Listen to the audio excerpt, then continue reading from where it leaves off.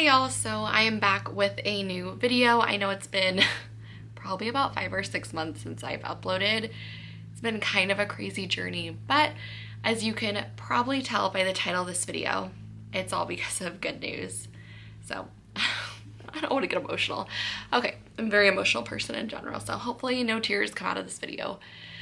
But yes, so my last video was updating you guys about my egg retrieval results. So I had to rewatch the video just to remember what happened kind of. It's just, I feel like it's been so long. But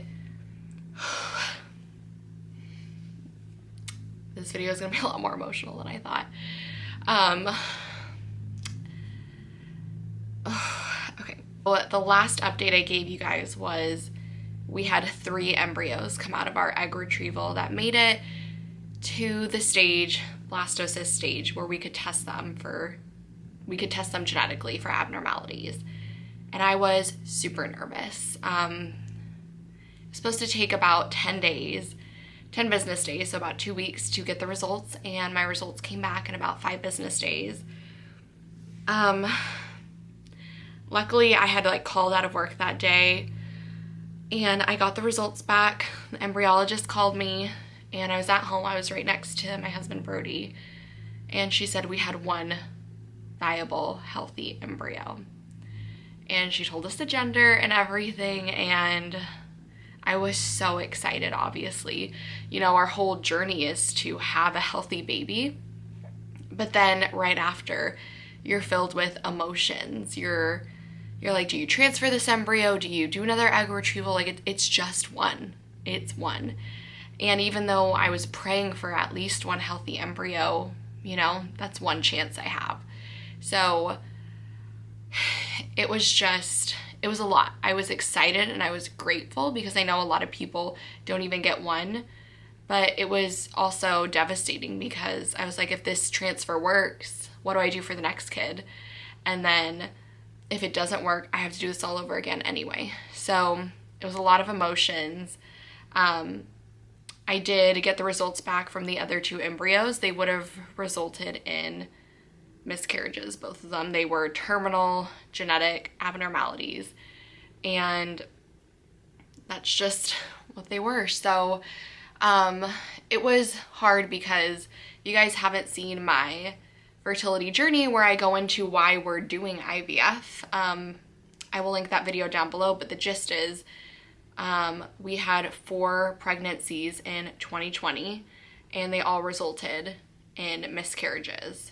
And 2 of them we were able to find out that they were genetic abnormalities, but the other 2 were chemical losses, which usually is triggered by a abnormality. So the fact that we could get pregnant so easily without any fertility treatment, you know, just doing normal things, and they all 4 resulted in miscarriages. The fact that we ended with 1 healthy embryo after we, you know, retrieved 14 eggs and 11 that fertilized and turned into the stages where they could become embryos, made a lot of sense. I remember we went and we talked to our, you know, fertility doctor, and he was like, you know, obviously it's upsetting, the results. You know, we're happy we have 1, but we were hoping for more because of my age, and you know, I have everything going for me. You know, my husband and I don't have any weird genetic chromosomal issues or anything like that. There's literally no reason why we shouldn't be able to have a conception of a healthy embryo. But for some reason, we just produce abnormally. Anyway, I have 2 videos about that if you want to watch them. I'll link them down below, like I said.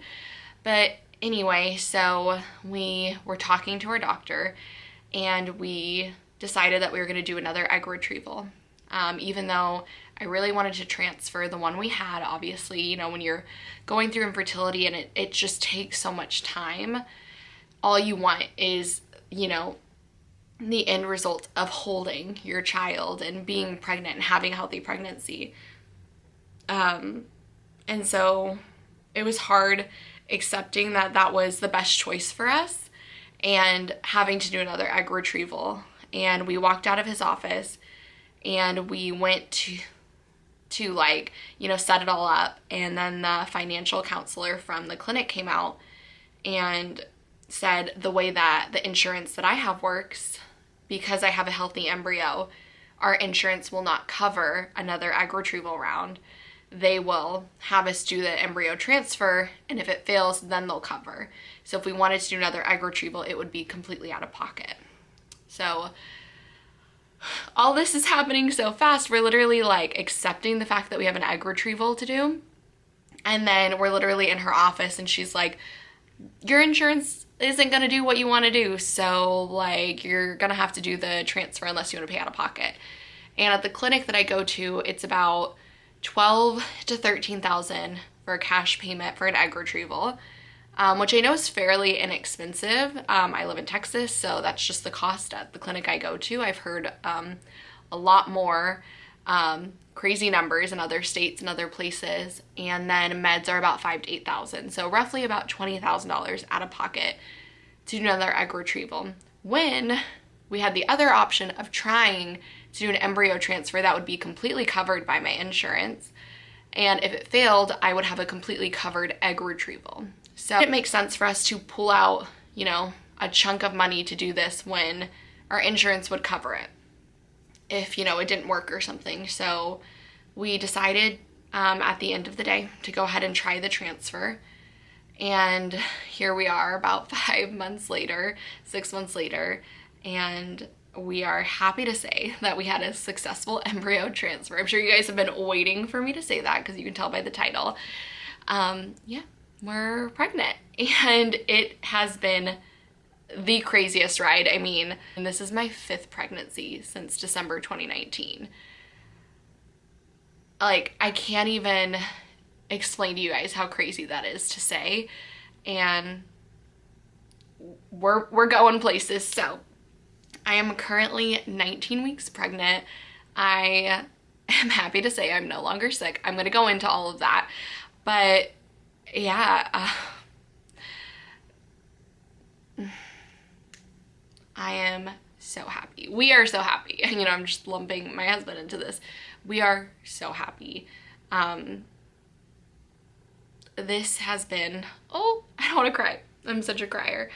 It's been such an emotional journey, and I know my journey hasn't been as long as a lot of people's, and I feel very grateful that we were able to, you know, do IVF so early on in our journey, and that it has been successful thus far. And I feel so grateful that we were able to do it, because I know it's expensive, and I know that a lot of people, it takes them years to be able to finally get to do IVF. So I know how much of a privilege that is, and I just feel so lucky. Yeah, it's all been kind of crazy. So yeah, 19 weeks pregnant. I believe our little baby is the size of a mango right now. And I will go into when I found out and everything in part 2 of this video, where I talk about my first trimester recap and everything for you guys. But I've really missed being here. It's been quite a journey, which I'll share in the other part of the video, but I'm so happy to be back. If you have any questions about the IVF journey, egg retrieval, transfer, anything like that, I'd love to do more videos about it. So thank you guys so much for watching this video, and I'm so excited to be back.